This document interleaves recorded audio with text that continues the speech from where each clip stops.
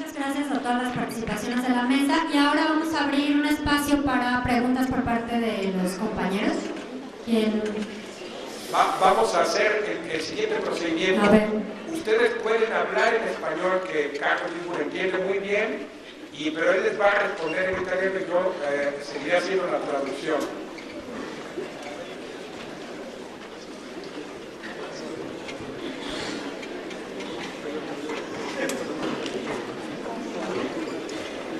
Oigan, y los que preguntan, si quieren, háganse un poquito por acá para irles dando la palabra, por favor.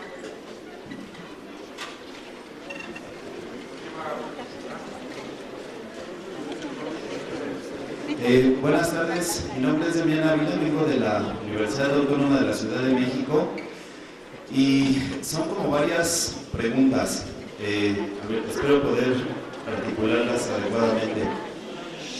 La primera, se está tomando en el estudio de estas iconografías a la cultura como lo define el materialismo histórico como parte de la superestructura y si es el objetivo, a partir del análisis de la superestructura, llegar a conclusiones como más concretas de cómo funciona la estructura, digamos, las condiciones materiales objetivas.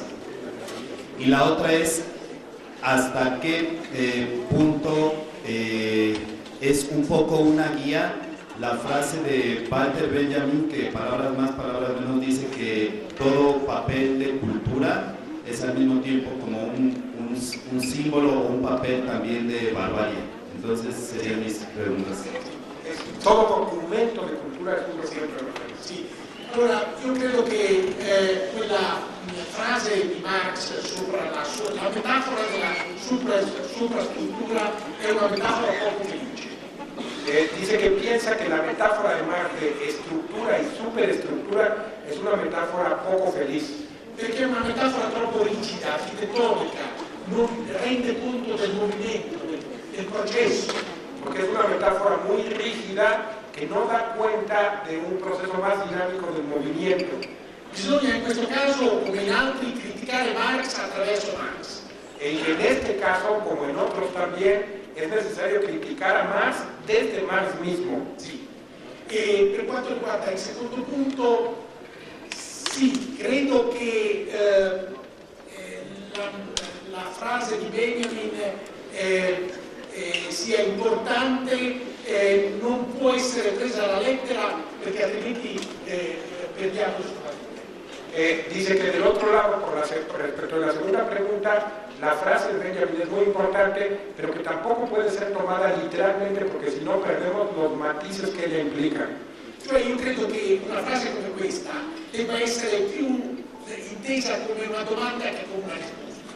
Es decir, que una frase como esta, más que tomarla como si fuera la respuesta de un problema, debe tomarse como una pregunta. Sí. Puedo agregar un detalle, y es que, por ejemplo, E.P. Thompson hace una crítica sistemática y muy desarrollada de esta metáfora de estructura y superestructura, y él termina llegando a la conclusión de que ha hecho más daño en la tradición marxista que beneficio. Bueno, esto forma parte de un debate muy viejo y muy complejo, pero él, por ejemplo, que era un historiador extraordinario, que dice que hay que terminar eliminando mejor la metáfora porque hace más daño que beneficio. Sí, vero. Sí. ¿Alguien más? Se debe pasar la...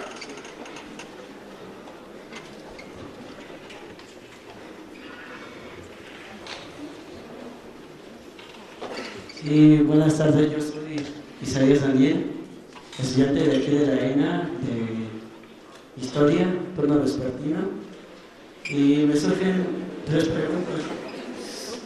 La primera de ellas es que estaban refiriendo pues, a los autores a la hora de comprenderse que a partir del estudio de la obra de un autor debe estar reflejado su época y su entorno, su medio.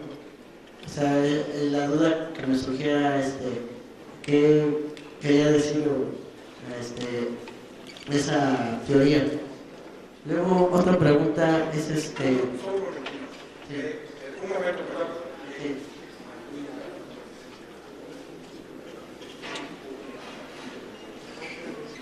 Ah, sí, sí. Sí, la segunda. La segunda dice, ¿a qué nos referimos, por ejemplo, que el traductor quiere decir que es un traidor? Y la última de volver explícito lo que era implícito. ¿Qué quiere decir eso?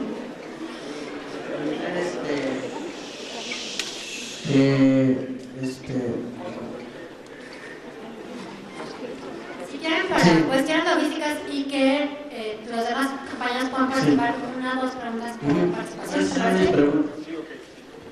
Sì, io credo che la frase di Benjamin sul connettere un testo a un autore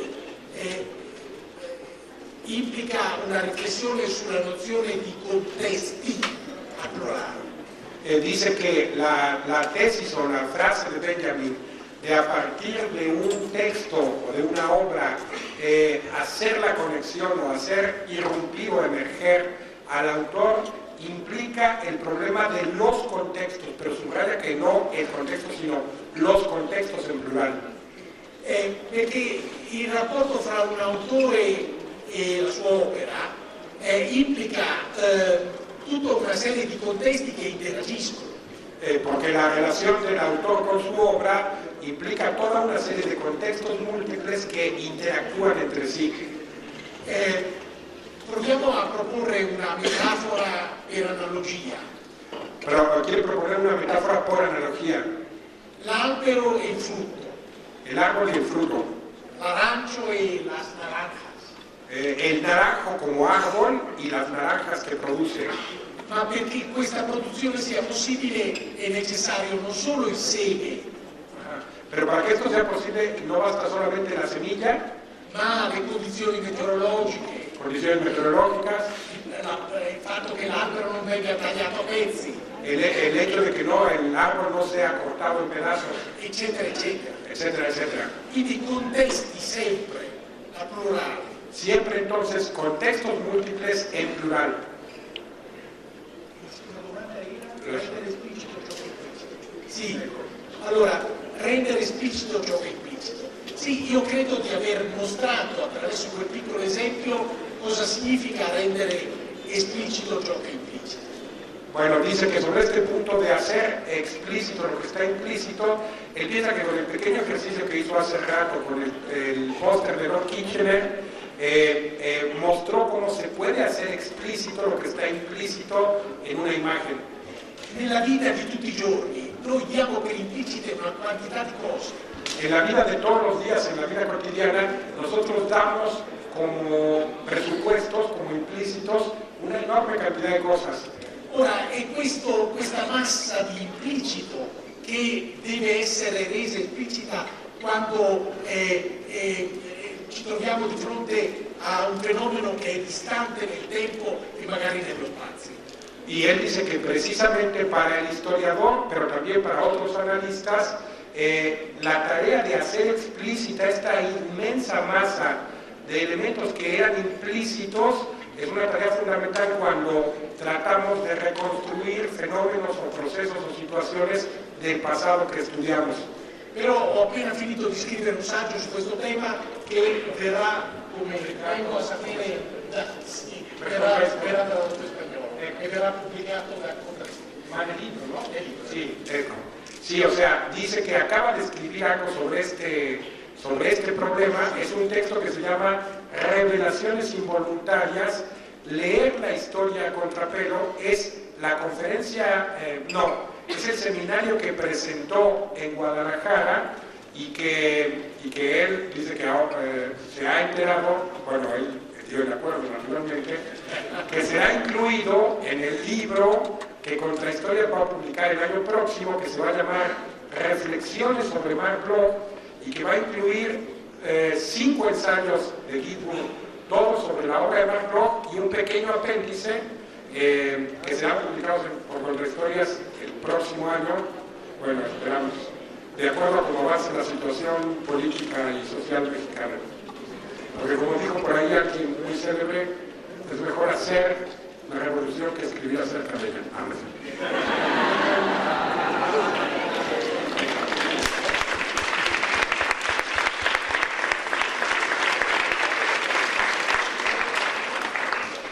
La imagen que presenta usted de Leviatán es aterradora.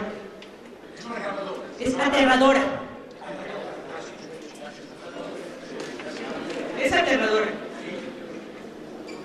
Si los hombres se cuentan cuentos que se creen a sí mismos, que después se creen ellos mismos, entonces pareciera que no hay futuro, no hay posibilidad de que efectivamente ocurran las transformaciones. Sin embargo, las transformaciones han ocurrido a lo largo de la historia. ¿Cómo esa explicación, cómo vamos a explicar que los hombres tengan tanta fe en estos monstruos que ellos mismos crean? ¿Y cómo podemos entonces explicar las transformaciones que ocurren cuando los hombres mismos destierran a estos monstruos che hanno creato? Sì, molte grazie per questa domanda, giustissimo. Hobbes ha cercato di spiegare le origini dello Stato attraverso una ficzione. Dice, en primer lugar, que muchísimas gracias por esta pregunta, que es una pregunta muy justa y muy pertinente, muy importante. Y luego dice que Hobbes lo que ha tratado de hacer es explicar el origen del Estado a partir de la creación de esta ficción. Ora, le finzioni possono inclinarsi. Ah, sí, arrancarse. No, Sí. no, inclinarsi. Quando un vento si rompe. Ah, sí, okay. Entonces dice, pero que también hay que tener claro que las ficciones pueden en un momento dado resquebrajarse. E noi sappiamo che questi momenti di trasformazione, di delegittimazione dello Stato esistono. Y entonces que nosotros sabemos que este proceso, digamos, de deslegitimación del Estado en la historia existen, en estos momentos de trasformación. Sì, e però io vorrei qui citare una frase che è stata citata tante volte e su cui però io credo che al di là della superficie noi non siamo d'accordo, io e te. Dice que quiere citar una frase que ha sido citada muchas veces, pero que más allá de lo superficial, quizá respecto de su interpretación, él y yo no estamos de acuerdo. Questa frase è una frase di Romain Rolland che è stata ripresa da Antonio Gramsci. Esta frase es una frase de Romain Rolland que fue después retomada por Antonio Gramsci, che dice: ci vuole il pessimismo dell'intelligenza e l'ottimismo della volontà. que dice que lo que necesitamos nosotros, los que luchamos, es el pesimismo de la inteligencia y el optimismo de la voluntad.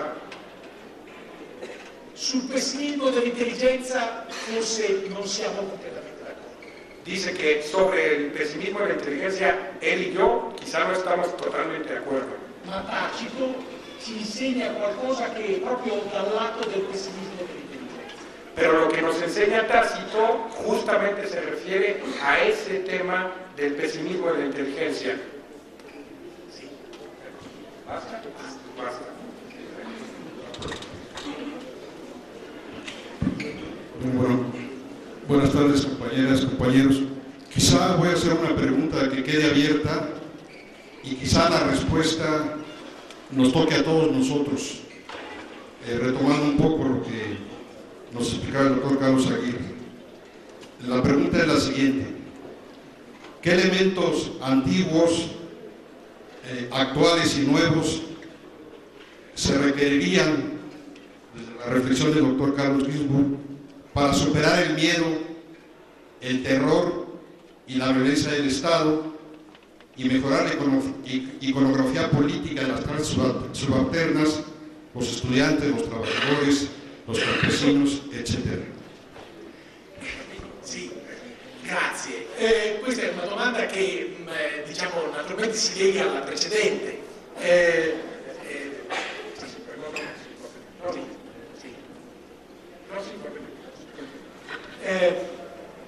Io credo que non esistano ricette. Él dice que, bueno, primero dijo que gracias por la pregunta y luego dijo que él piensa que esta pregunta se liga a la anterior y dice que respecto de esto quizá no hay recetas. Cioè io credo che il lavoro dell'analisi sia lungo e importante. Que él piensa que el trabajo del análisis es largo y es importante. E che gli slogan non ci aiutano. Y que usar eslogans no ayuda. L'analisi è lunga e faticosa. El análisis es largo y cansado. E per capire com'è la realtà, Para comprender cómo es la realidad, ci vuole tempo e fatica. se requiere de tiempo y de trabajo. E io credo che diciamo, questa analisi è nell'immediato quello che c'è di più importante. Y él piensa que este análisis en la situación inmediata es quizá lo más importante. Naturalmente uno potrebbe dire che questa conclusione è di per sé pessimista. Uno podría pensar que esta conclusión que él saca o que él plantea es en sí misma pesimista. E però io vorrei richiamarmi alla frase precedente, cioè che il pessimismo dell'intelligenza non esclude l'ottimismo della volontà. Pero entonces, para respecto de esto, esta posible interpretación, él vuelve a recordarnos la frase precedente de que el pesimismo de la inteligencia no excluye al optimismo de la voluntad. Por Gramsci, punto Gramsci. Hola, buenas tardes, soy Alejandro Estrella de la UAM Coquimalpa. Bueno, lo primero que quería comentar un poco en relación a la noción de Estado que ha tocado tú, Carlos. A ver, un concepto es algo que nos ayuda a entender una realidad empírica y lo importante es esa realidad empírica, no tanto el concepto. Entiendo que la realidad empírica en la que vivimos aquí en México lleva a que, de alguna manera, te lleva a definir el concepto de Estado en los términos en los que lo has hecho. Que es una dimensión del Estado, la dimensión punitiva, la dimensión, estamos de acuerdo con eso, pero creo que no, es una dimensión que existe, pero que si reducimos el concepto de Estado solamente a eso, es muy parcial, y no solamente en el sentido que lo estaba planteando Carlos Guidwood, que se fijó en el hecho de que el ciudadano no acata todas las órdenes que vienen del Estado, y por tanto no podemos dar esa visión del Estado como omnipotente, sino también porque el Estado tiene otras dimensiones que no es solamente la punitiva. En Europa, en Italia, en España, estamos viendo cómo las luchas sociales precisamente van a defender el Estado frente a la agresión del neoliberalismo que está destruyendo el Estado. Eso no es verdad, ¿no? Perdóname, pero los indignados no defienden el Estado. Sí, defienden el Estado social, la dimensión social del Estado.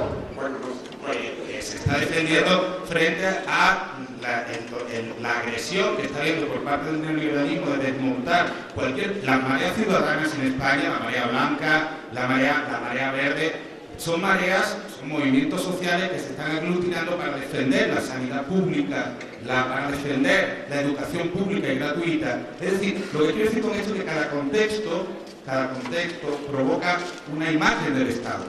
Y quizás ahora en Europa lo que se está al revés es luchando por más Estado. Porque el Estado puede ser muchas cosas, no solamente tiene una dimensión punitiva que la tiene. Alguien dijo que el Estado tiene una mano derecha y una mano izquierda. Y yo estoy de acuerdo contigo en que evidentemente aquí en México vemos un tipo de Estado y en Europa se ve también, existe esa mano también, esa mano derecha, pero también existe una mano izquierda. Y el neoliberalismo lo que está haciendo es desmontar esa mano izquierda. Y en relación a Carlos Guidwood le quería preguntar, en vez de salir corriendo ahora a leer el de Tolstoy, voy a salir a leer el de Carlos porque no lo he leído todavía, pero y no sé si igual esta pregunta me la responderá el libro, pero ya que estás aquí me gustaría hacértela. Un fenómeno cultural, fenómenos culturales como los que analizas, los objetos que analizas, tienen también una dimensión o sea, se crean, pero se crean también a partir de un diálogo con un público.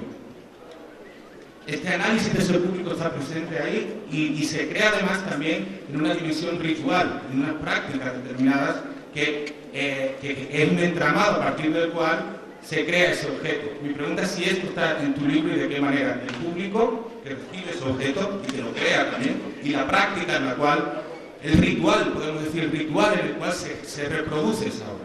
Sí, a ver, solo un momento. Perdón, quiero hacer primero una aclaración rapidísima. Esta presentación es del libro de Carlos Víbora, así que preguntas o comentarios de lo que yo dije no se valen. Pero dicho eso, sí tengo que aclarar el comentario que hizo Alejandro. A ver, los indignados marchaban diciendo: no queremos ser más mercancías de banqueros y de políticos.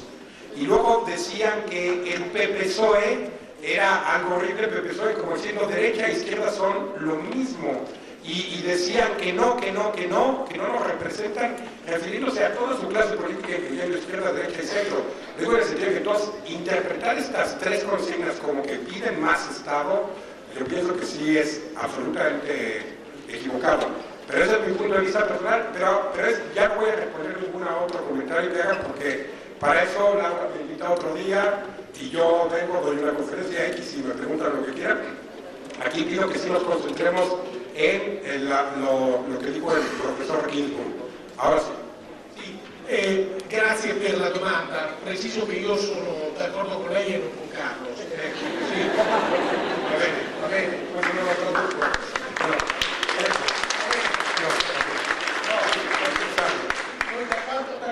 Da quanto tempo siamo in disaccordo? Quanti anni? 25. No, pero bueno, nada más entonces primero dijo que agradece la pregunta y que aclara que está de acuerdo con Alejandro y no conmigo. Allora, la domanda è importante. Il pubblico, non l'opinione pubblica, ma il pubblico a cui queste immagini si rivolgono. Ora, questo è un tema appassionante. Sí, no, está bien. Dice que la pregunta es importante, pero que la pregunta sería entonces respecto del público, no de la opinión pública, sino del público al cual se refería o al cual estaba dirigida esta imagen. Sì, è un pubblico implicito. Questa è la scommessa per lo storico. Dice que es un público implícito y que este es el desafío para el historiador. Ora, c'è una scuola di teoria e pratica letteraria a Constanz. Dice que hay una escuela de teoría y de práctica literaria en Constanza. Sì, Germania, ¿no? sì, cioè Alemania, che si è occupata di teoria della ricezione. Que se ha ocupado del tema de la teoría de la recepción. E il cui caposcuola si chiama Hans Robert Jauss. Y que su dirigente principal o el representante principal se llama Hans Robert Jauss. Hans Robert Jauss. Io credo che le domande poste da questo gruppo siano importanti. Piensa que las preguntas que este grupo ha planteado son importantes. Penso che le risposte di Jauss siano estremamente deludenti. Pero que en cambio todas las respuestas de Jauss son absolutamente, ¿cómo se dice?, decepcionantes. Ma se qualcuno mi chiedesse cosa dobbiamo leggere per capire che cos'è lo studio della ricezione. Pero entonces si alguien le preguntara a él, ¿qué debemos leer para entender lo que es el estudio del proceso de recepción? Io citerei un libro che certamente è stato tradotto in spagnolo. Citaría un libro que seguramente está traducido al español. È un libro di uno storico dell'arte inglese, Michael Baxendale. Un libro que, no estoy seguro que está traducido. Sono certissimo. Bueno, es un libro que hizo un histórico del arte que se llama Michael Baxendale. Che si chiama, traduco, sì, pittura e esperienze sociali nell'Italia del 400. Que es un libro que se llama Pintura y Experiencias Sociales. Y experiencias.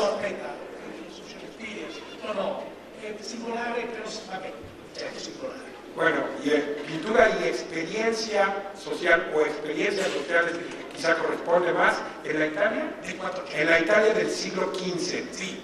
Allora, questo libro è un libro breve, con delle illustrazioni, molto chiaro, molto denso, molto profondo. Es un libro breve, con muchas ilustraciones, muy claro, aunque también muy denso e muy profondo. y muy profundo. È un libro che io consiglio a tutti. perché a partire da quello che dice sulla pittura si possono trarre moltissime analogie.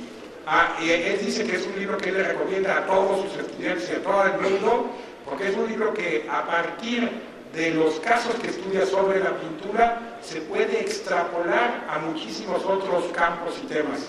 Sì, e per esempio l'antropologo americano Clifford Geertz, Por ejemplo, el antropólogo americano Clifford Geertz ha dedicato un anno il suo corso alla lettura di questo libro di Baxter. dedicó un año entero, uno de sus cursos en la universidad, Clifford Geertz lo dedicó a la lectura y a la discusión de este libro de Baxter.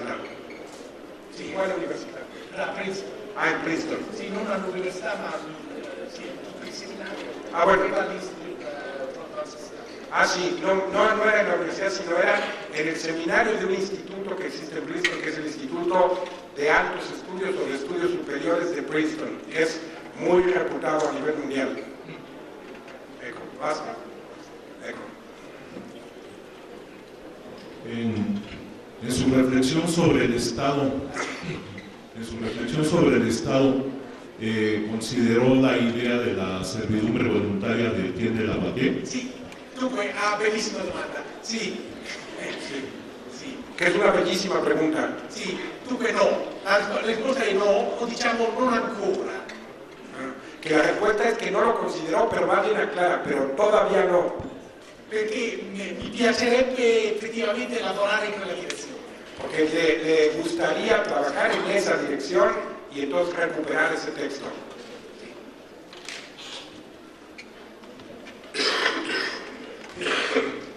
Hola, buenas tardes, profesor. Muchas gracias por venir. Yo soy Estefanía, igual estudiante de aquí de la Escuela Nacional de Antropología. Y bueno, aprovechando que está aquí con nosotros, me gustaría preguntarle sobre el método del análisis interpretativo que utiliza usted en la imagen, el método del análisis interpretativo. Porque como nos había comentado, solo hay un paso para la guerra mercantil, o entre la guerra mercantil y la otra guerra, ¿no? Entonces, bueno, leyendo pues, más o menos el libro aquí rápidamente, entiendo que estaba utilizando a A.B. Warburg con las fórmulas de emoción. Bueno, más o menos registré eso en el análisis iconográfico. Pero le quería preguntar más si podría hablarnos un poquito sobre eso. Entiendo que también en el desarrollo de su exposición estaba hablando sobre el fenómeno transcultural y todo eso para analizar la imagen, ¿no? Y bueno, quería preguntarle sobre el método. Gracias. Sì. È difficile dirlo in poche parole. Diciamo questo.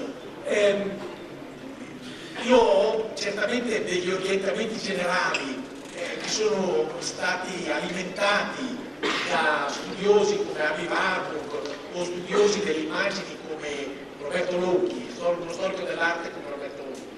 Dice que es difícil responder a esta pregunta que tú haces en pocas palabras, pero que va a tratar de decir algo de todas maneras, y entonces dice que él en sus análisis de la imagen fue inspirado por ciertos autores como por ejemplo A.B. Warburg, pero también un historiador italiano muy famoso que se llama Roberto Lonchi. Sì, e molti altri. Y muchos otros. Ma quello che mi pare importante è che ogni caso pone problemi diversi. Pero que dice que lo que le parece importante subrayar es que cada caso de estudio plantea un problema differente. Allora qui non posso non citare una frase che cito continuamente. Y que todo no puede dejar de citar una frase que cita muy reiteradamente muchas veces. Che è una frase del grande sinologo francese Marcel Granet. Que es una frase del gran especialista de China Marcel Granet. Che dice, il metodo è la strada dopo che la si è attraversata.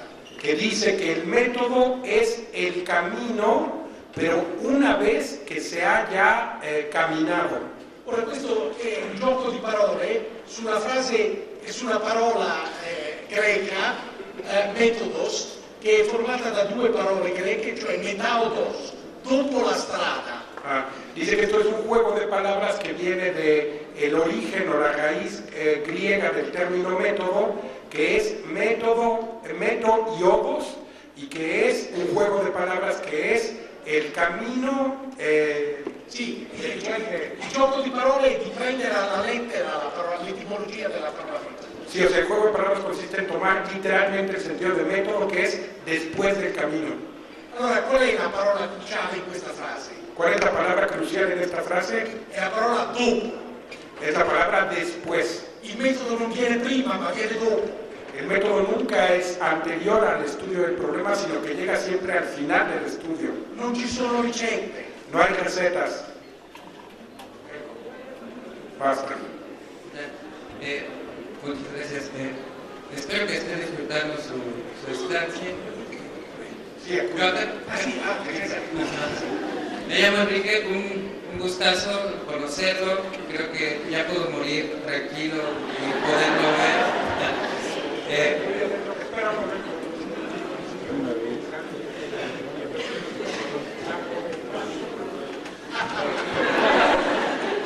Espero que lo invite el doctor Carlos un buen pozole o unos tacos al pastor aquí para comer.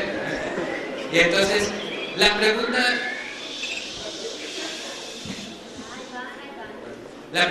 es, recuperando la cuestión metodológica, precisamente, voy a hacer una referencia a dos intelectuales contemporáneos suyos. Uno es Michel de Certeau y otro es Michel Foucault. En sus seminarios o en sus proyectos de investigación, ellos llegan a una especie en la que están hablando tanto de experiencia, la noción de la experiencia y la noción del poder para construir un discurso o formas que permitan dar una interacción en el Estado.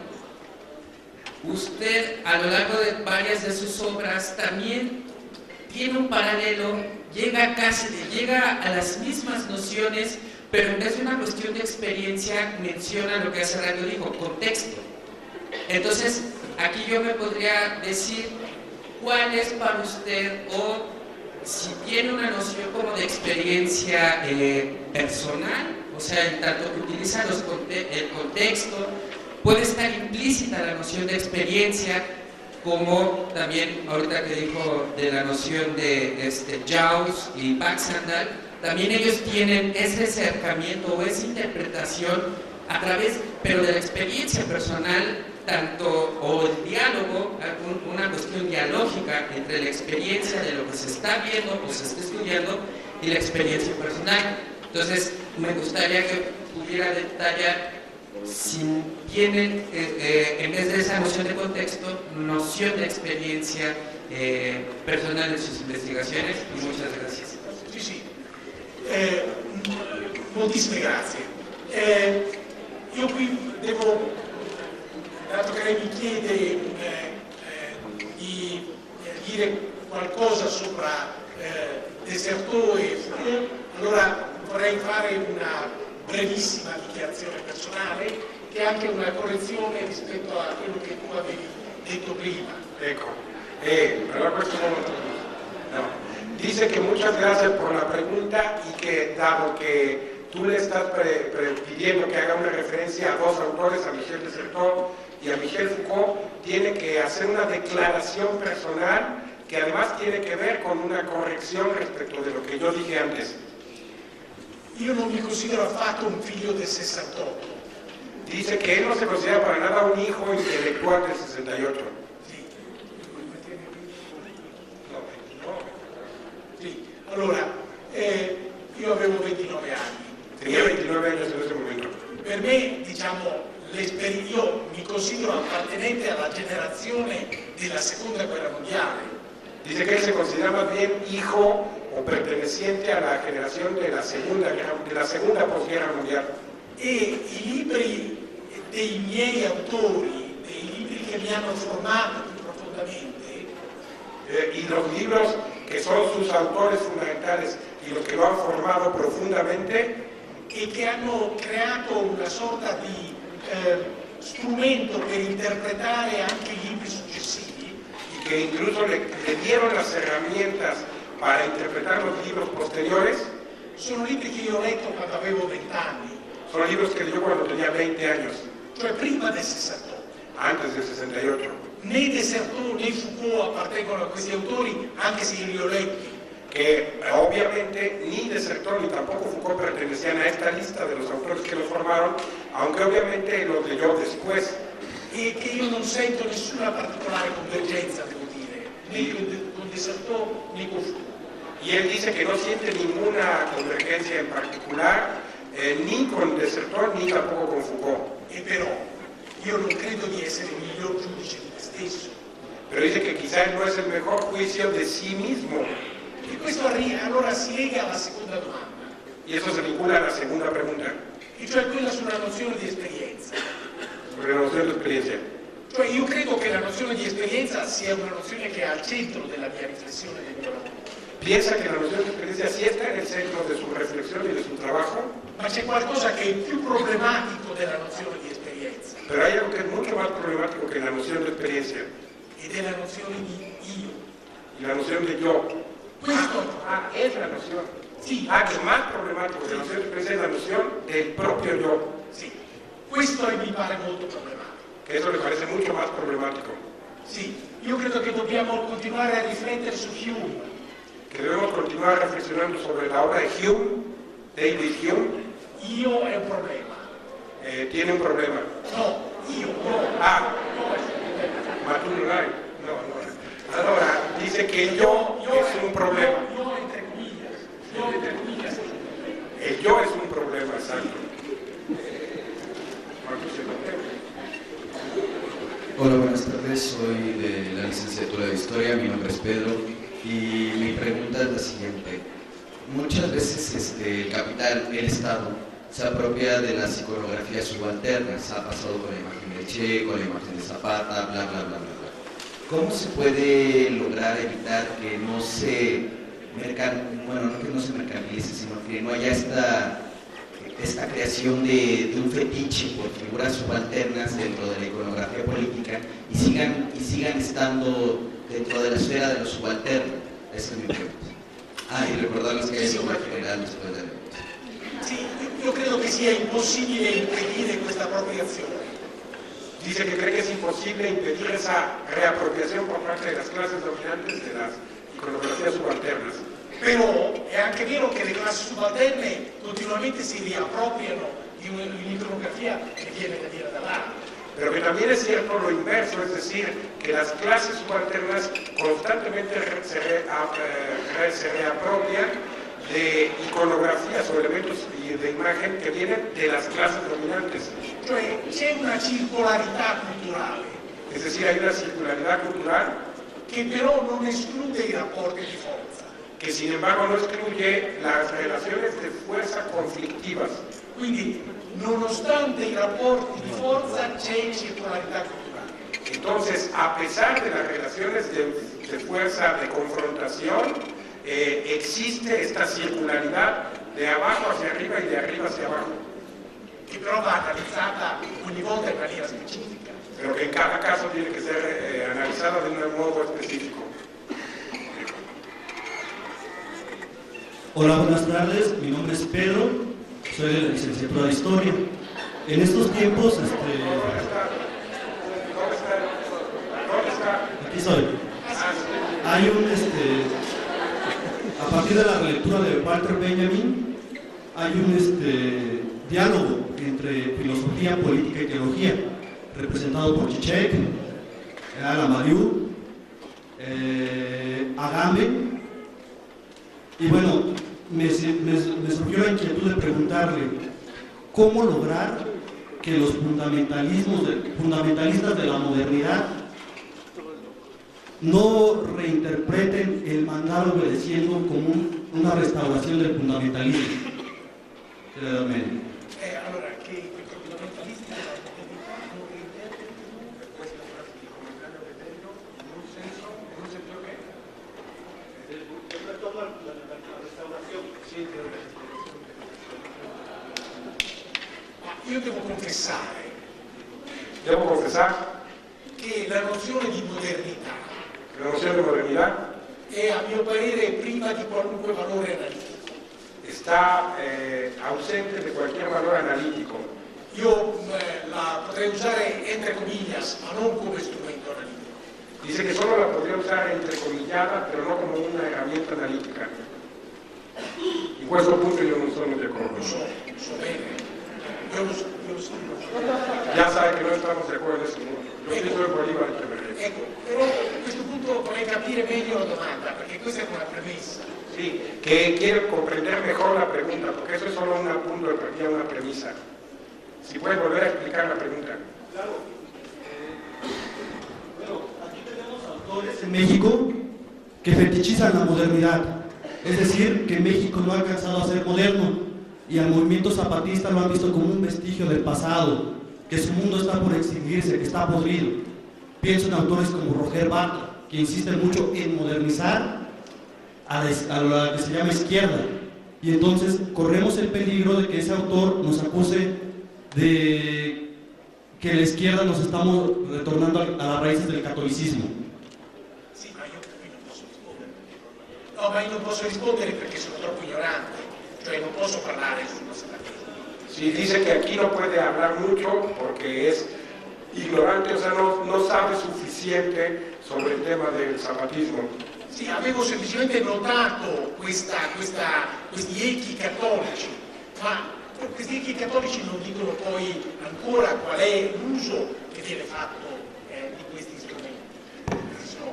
Dice que él se dio cuenta, digamos, de estos ecos católicos en el discurso zapatista. Debo hacer aquí un paréntesis, porque hace 10 años, 11 años, cuando Carlos Guilburg vino a México a recibir el doctorado honoris causa de la Universidad de Tabasco, fue a Chiapas y fue y visitó también el Caracol de Oventic.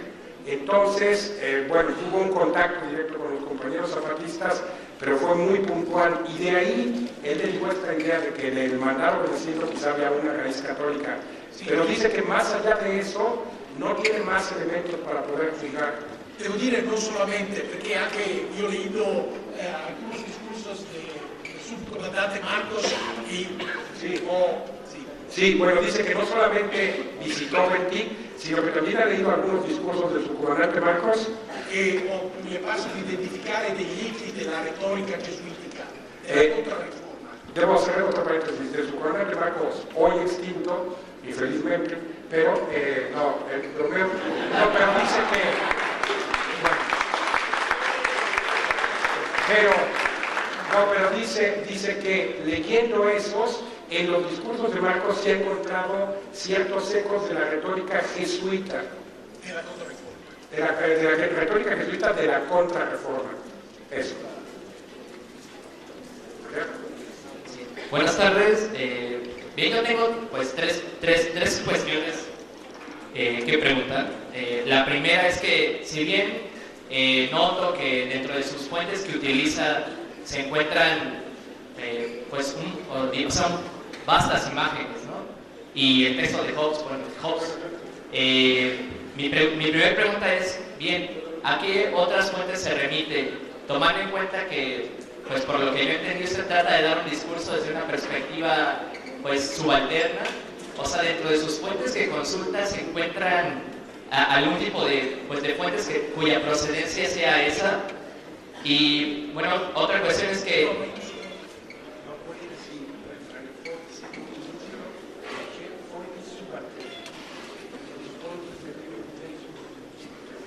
y bueno, otra pregunta es que, pues bien, muchos han citado aquí a Walter Benjamin, ¿no? Y justo él señala que el historiador materialista pues debe de relacionar las cosas rudas y materiales con las finas y espirituales. Yo percibo muy bien aquí lo fino y espiritual en su exposición, y pues me pregunto, bueno, y lo rudo y material, pues, ¿dónde quedó? Bueno, eso yo es lo que no noto muy bien, entendiendo pues lo rudo y material como lo social, ¿no? O lo que viene desde abajo, desde lo subalterno, en el cual reside el fundamento que va a contracorriente del discurso hegemónico moderno liberal. Y pues mi última pregunta es que, pues, ¿qué consejo nos puede dar a los historiadores en formación que vivimos en México, cuyo estado es sumamente autoritario y violento, que nos desaparece como estudiantes y que buscamos en la historia las claves para ir a contracorriente del discurso moderno capitalista y que aspiramos a tratar de hacer de un mundo de este mundo algo mejor, de este país algo mejor, utilizando como herramienta principal la historia.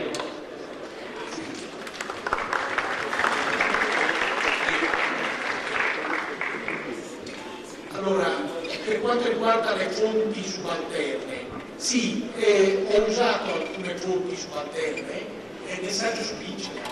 Sí, dice que por lo que toca a las fuentes subalternas, sí ha utilizado algunas fuentes subalternas en el ensayo de Kitchener, justo ese que comentó aquí. Per esempio, le memorie di un contadino inglese, por ejemplo, las memorias de un campesino inglés, che ricorda di essere andato volontario seguendo l'ingiunzione figurata di Kitchener. Que recuerda que él fue a enrolarse al ejército inglés siguiendo precisamente los efectos de ese póster. Un documento straordinario, perché sappiamo che centinaia di migliaia di volontari reagirono a quell'appello. Dice que es un documento, un testimonio extraordinario, porque sabemos que cientos de miles de personas respondieron positivamente a ese póster, a ese llamado a enrolarse en el ejército inglés. Però le loro voci non ci sono arrivate. Pero sus voces no llegaron hasta nosotros. E quindi questo documento eccezionale può forse essere definito, come suggeriva Edoardo Peretti, un documento eccezionale normale. Entonces este documento que es excepcional puede ser quizá sugerido que constituye, usando una expresión que es de Eduardo Peretti, como un documento excepcional normal. Cosa vuol dire? Cioè un documento che è estremamente raro dal punto di vista documentario. ¿Qué quiere decir esto? Que siendo un documento que es muy raro desde il punto di vista documental, ma che si riferisce a un comportamento sociale di molto diffuso. Pero que se refiere a un comportamento social muy difundido. In questo caso un fenomeno di massa come il volontariato in Inghilterra nella prima guerra mondiale. En este caso un verdadero fenómeno de masas como era el enrolarse voluntariamente en el ejército inglés.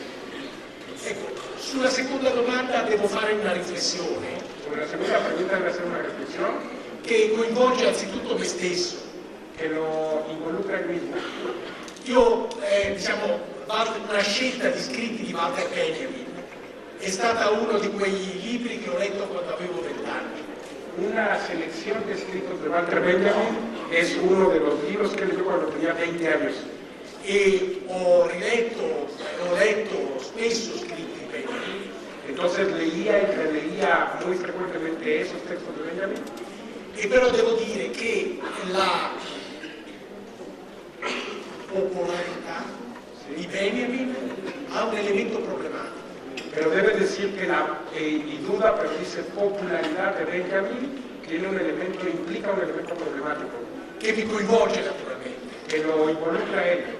E cioè Benjamin ha creato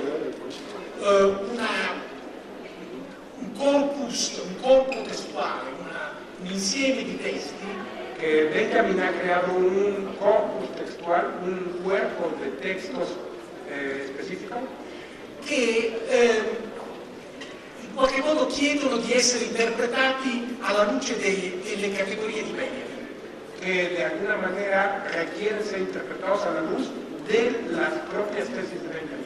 Cioè nella fortuna di Benjamin mi pare ancora difficile incontrare una distanza critica. Es decir, que en la posteridad de Benjamin, en los efectos que ha tenido después de sus textos, le parece difícil, o sea, no encuentra fácilmente gente que al leerlo mantenga frente a la lectura de sus textos una distancia crítica. A cominciare da me stesso. Comenzando por él mismo. Cioè c'è un elemento magnetico in questi testi. Hay un elemento magnético en estos textos. Dovremmo imparare a leggerli criticamente attraverso una distanza. Deberíamos de aprender a leer críticamente y con cierta distancia. Una distanza che per il momento mi pare che non ci sia. Una distancia che per il momento cree che non esiste. La citazione da Benjamin non sostituisce l'interpretazione di Benjamin. porque el citar a Benjamin, el referir a Benjamin, sus frases célebres, no sustituye el hecho de la necesidad de interpretar a Benjamin. Sí, c'era ancora un'altra domanda. ¿Y la tercera? No, la terza. La tercera sobre México no fue.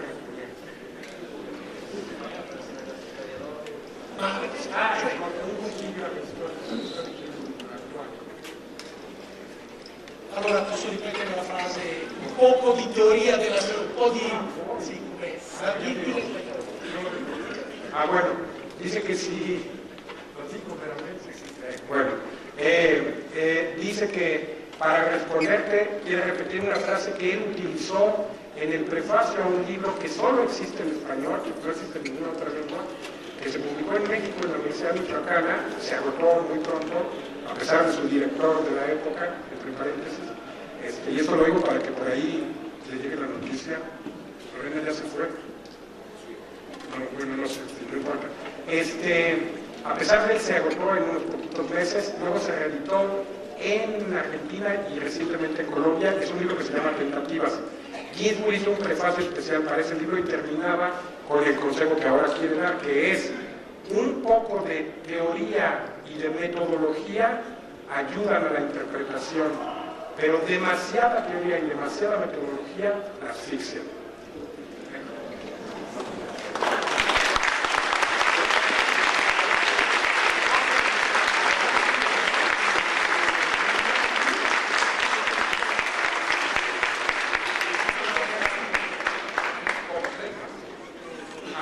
Bueno, miren, faltan 3 compañeros de intervenir, les vamos a pedir que sean bastante breves y concisos, y después de los 3 vamos a cerrar, pero porque antes de cerrar el acto vamos a leer un mensaje de unos profesores de la ENA y creo que un mensaje de los compañeros de un informe de Ayotzinapa, ¿no?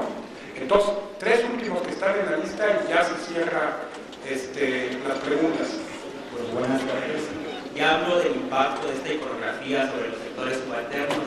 Entonces mi pregunta es si hay resistencia de estos sectores en esta obra. Diciamo, sì, c'è in questa opera, ma quale opera? Cioè il mio libro? Sì, ho appena citato il caso di questo contadino che va volontario dopo aver visto il manifesto di Kitchener. Sí, dice que si hay resistencia, dice que acaba de citar justo... No resistencia.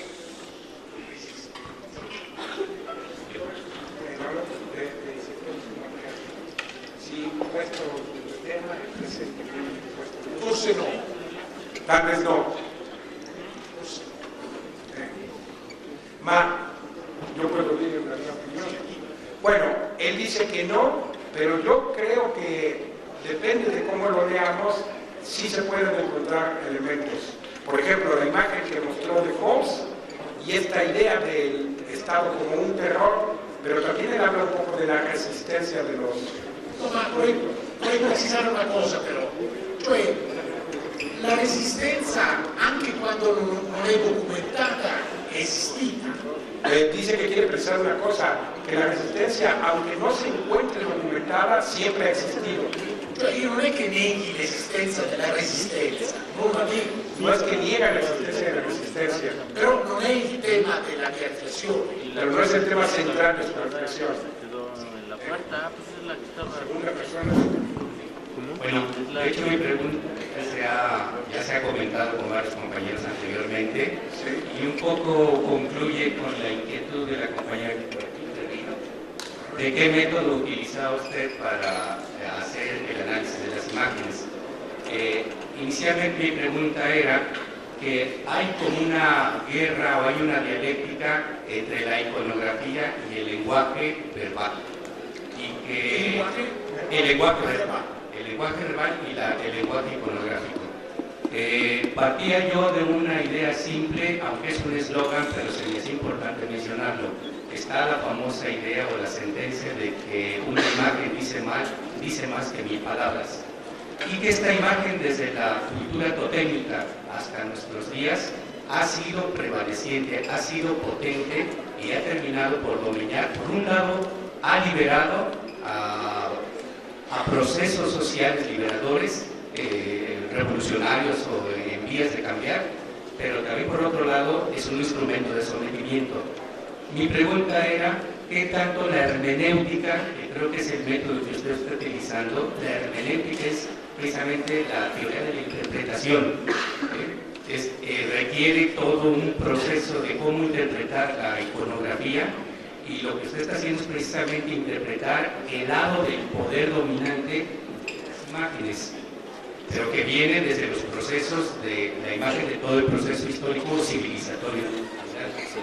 Entonces mi pregunta es, ¿qué tanto estamos tan prisioneros, como ya también por aquí preguntó alguien, entre el lenguaje verbal y el lenguaje de las imágenes? ¿Cuándo el lenguaje de las imágenes es más poderoso que el verbal y cuándo el verbal justifica al de las imágenes? Y creo que ahí es donde está una terrible tarea, terrible en el sentido de gran dificultad, de cómo salir de este aprisionamiento entre las imágenes dominantes impuestas y el lenguaje que no logra o lo interpreta pero no logra superar esta imposición de las imágenes, sobre todo en relación con el poder político. Sì, grazie, molte grazie. Allora,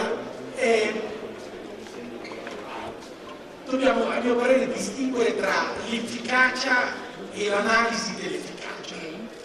Dice que muchas gracias por la pregunta, pero que debemos empezar por distinguir entre la eficacia de la imagen y el análisis de la eficacia de la imagen. Perché un'immagine può essere più efficace di molte parole. Porque una imagen puede ser mucho más eficaz que muchas palabras. Anche se, per esempio, in quel manifesto estremamente efficace, por ejemplo, igual en ese póster que fue extremadamente eficaz, il gesto era efficace, el gesto era eficaz, ma la parola you, pero la palabra tú era anche necessaria perché il messaggio era nato. Pero la palabra tú en grandes caracteres era necesaria para que el mensaje completo llegara a sus destinatarios. O meglio, necessaria, diciamo che aggiungeva un elemento personale. O más que necesaria, que agregaba un elemento personal.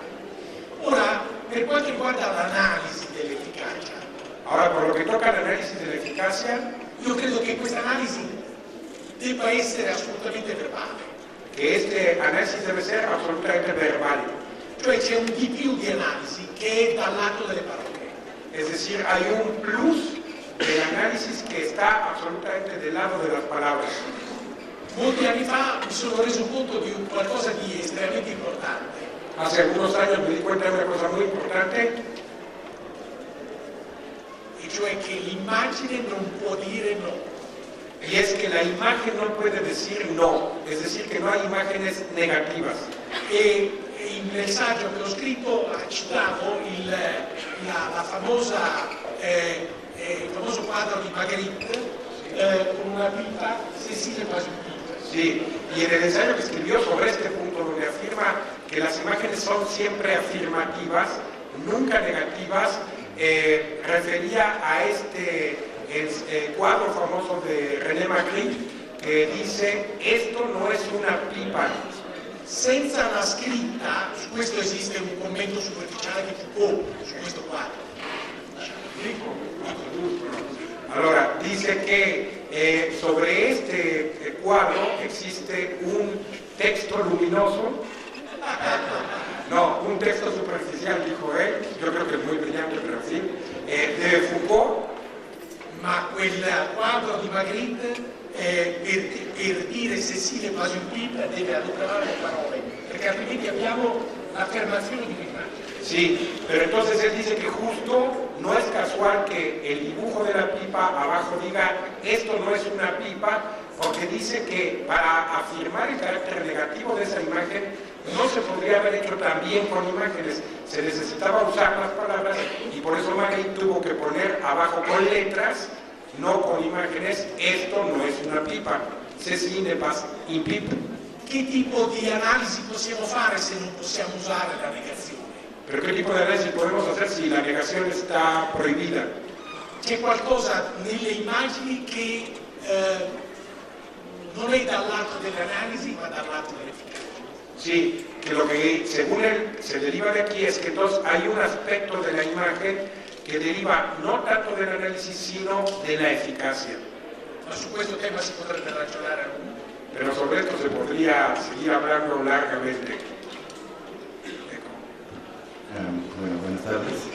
Gracias por la oportunidad de preguntar. Mi pregunta tiene que ver con una cuestión pues, un poco personal, porque a mí también me interesa el estudio de las imágenes y pues, bueno, la relevancia que pueden tener históricamente para explicar un periodo. Sin embargo, con el problema que me he encontrado yo es pues un cuestionamiento que también tengo respecto a los ensayos que realizó usted en este libro, porque bueno, si bien salvo la imagen de Lord Kirchner, todas las demás imágenes son reservadas para simplemente un grupo de élites, ¿no? No, era per la strada, Sì. No me capito. No, lui dice che fuori... En la época en la que fueron... Pero Guernica era para que hubiera... Bueno, sí, perdón, en Guernica también, pero tanto pues la copa como... Pero también el frontispicio de Fox era para que todo el mundo también...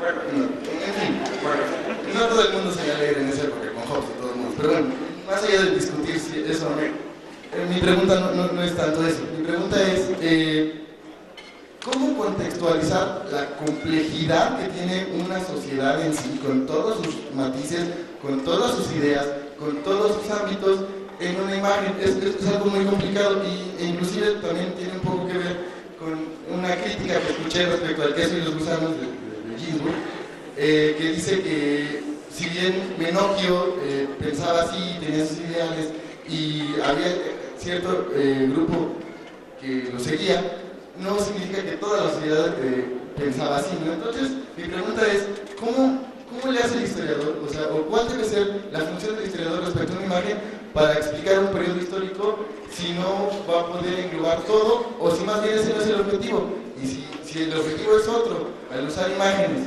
para explicar un periodo histórico, pues ¿cuál sería el objetivo de hacerlo? Muchas gracias.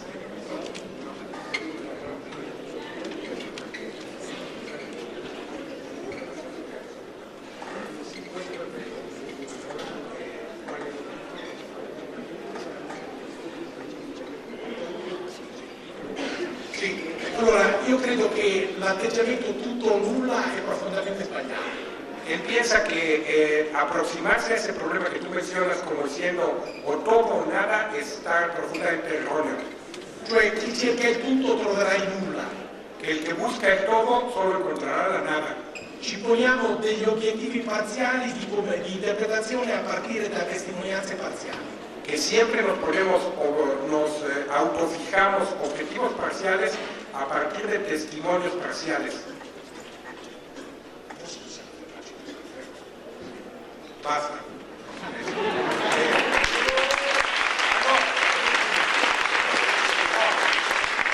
Basta para la respuesta a esa pregunta. Ya viene aquí la última. Sí, buenas tardes. Mi nombre es Alejandro. Yo soy estudiante de aquí de la Escuela Nacional de Antropología. Y bueno, pues es un comentario rápido para plantear una pregunta. En esta presentación pues escuchamos dos reseñas en torno a este libro que se está presentando, ¿no? Y bueno, sabemos el valor de las interpretaciones de quienes leemos el libro, pues, sin demeritar, pero a mí me gustaría escuchar cómo es que el propio doctor Ginsburg ubica esta obra, estos 5 ensayos que están en este libro, tomando como referencia las obras que se han leído aquí en México, ¿no? Por el queso y los gusanos y sobre el paradigma indiciario, ¿no? Entonces, a mí me gustaría saber cómo es que el autor, el doctor Ginsburg, ubica esta nueva obra que está presentando. Entonces, se trata de una continuidad, de una ruptura, de una ramificación, de un nuevo campo explorado en referencia a estas obras que se habían ya publicado. Io cerco di non essere prigioniero delle cose che ho fatto e quindi cerco di imparare delle cose nuove. Dice que él en general, no solo respecto de este último libro, sino en general, él trata de no ser prisionero de las cosas que ya hizo antes y que siempre está tratando de aprender cosas nuevas. Basta.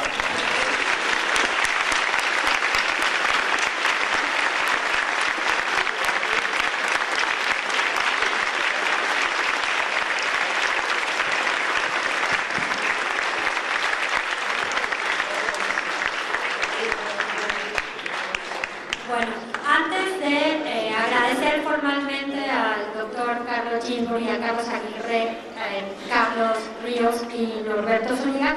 Vamos a dar lectura a 3 comunicados, uno por parte de una de las profesoras, si quieren empezamos con ella, luego por otro de los profesores de aquí de la ENA y finalmente cerraríamos con los de la Asamblea. ¿Sí?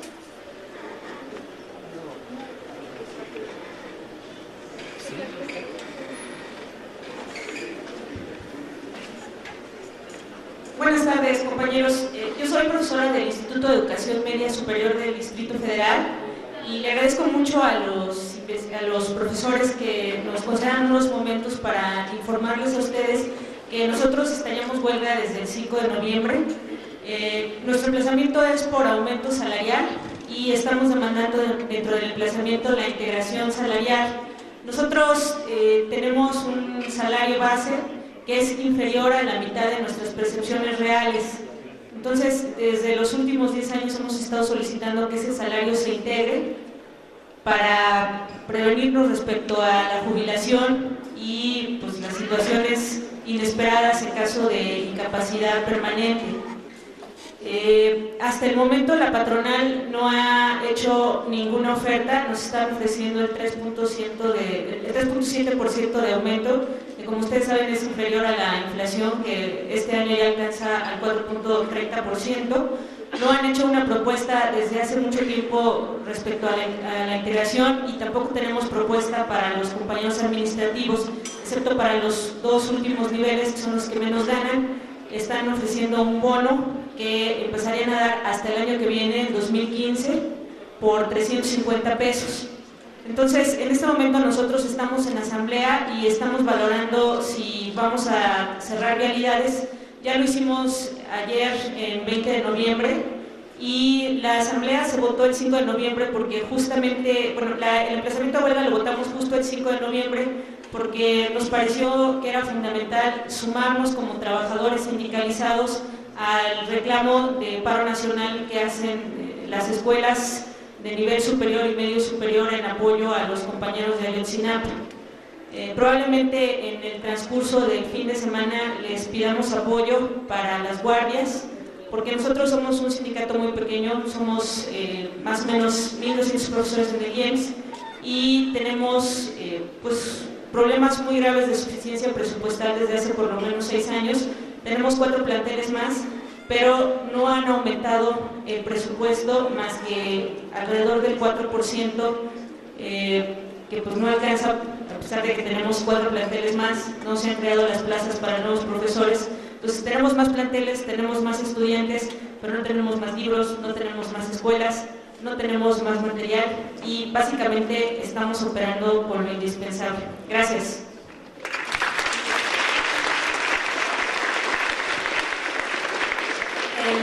Bueno, me voy a permitir leer un mensaje que nos trajo la doctora Paloma Escalante, que dice: los maestros de la ENA, de todas las especialidades, hemos organizado foros de análisis y discusión de la situación del país fundadas en las investigaciones. Son clases abiertas para todos, estudiantes y sociedad.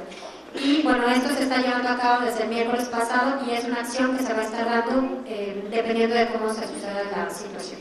Y finalmente le damos la palabra a la compañera que representa la... no, aquí a la ENA, a la asamblea de la ENA. Buenas tardes, compañeros, compañeras, trabajadores, académicos, docentes. Nosotros les vamos a dar un pequeño comunicado que sacamos ayer, en el cual damos una pequeña postura en base a los sucesos que han venido ocurriendo. La compañera lo va a leer. Esperamos que se suman como al posicionamiento. No pudimos incluir todas las voces, pero creemos que el movimiento se tiene que hacer muchísimo más grande, no solamente por Ayotzinapa, sino por muchas otras razones, ¿no? Y bueno, así. Al pueblo en general, a todos los medios de comunicación y a la comunidad estudiantil. A raíz de las acciones de protesta por el crimen de Estado cometido en Ayotzinapa, Guerrero, ahora el Estado personificado en la Ciudad de México insiste en atentar de manera insolente a la comunidad.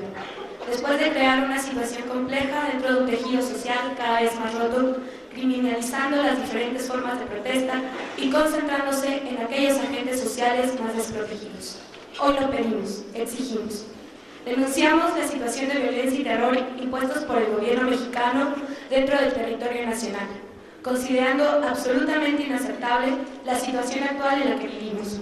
La brutal represión, los asesinatos, desapariciones, así como los secuestros de los estudiantes normalistas de Ayotzinapa, las ejecuciones sumarias por parte del ejército en la matanza de Tlatlaya, la represión aplicada a parte de la comunidad de la Universidad Veracruzana y otros casos no menos importantes en los que se lucha por los derechos más elementales han sido reprimidos y silenciados.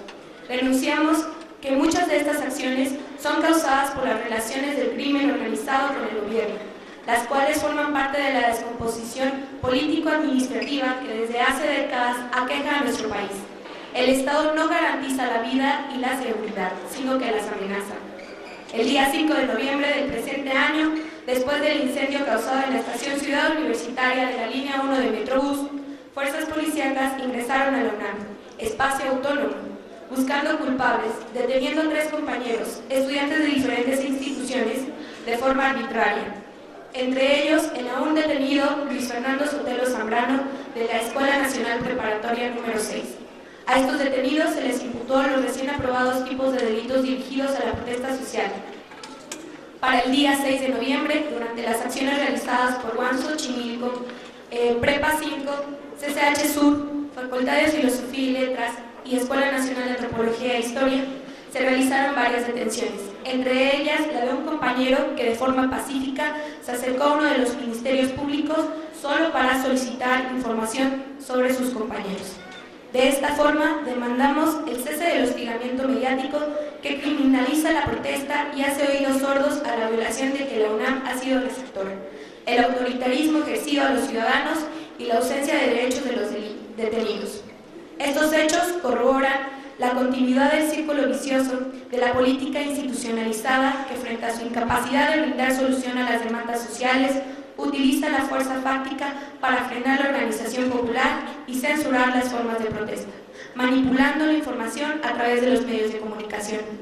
Alto a los megaproyectos, Ciudad de la Salud y Ciudad del Futuro. Exigimos la liberación inmediata de todos los presos políticos. Exigimos justicia en el caso de Tlatlaya. Exigimos justicia por Ayotzinapa. Exigimos justicia a toda la resistencia de nuestros pueblos indígenas. Exigimos justicia a cada uno de los casos de desaparición, asesinato y tortura por parte del Estado. Es momento de exigir lo arrebatado sin razón. No podemos permanecer silenciosos y solapando esta guerra del narcogobierno contra la sociedad civil. Hacemos un llamado a la comunidad estudiantil y a la sociedad en general a apoyar este pronunciamiento, así como a manifestarse y organizarse para cambiar nuestra realidad. Tenemos que ser revolucionarios en uno de sus muchos significados. La voz de la comunidad estudiantil, académica, laboral de la Escuela Nacional de Antropología e Historia se pronuncia por la pertinencia de proponer una ruta que nos saque de la espiral de violencia y muerte impuestos. Libertad inmediata a nuestro compañero Luis Fernando Sotelo Zambrano. Vivos se los llevaron, vivos los queremos.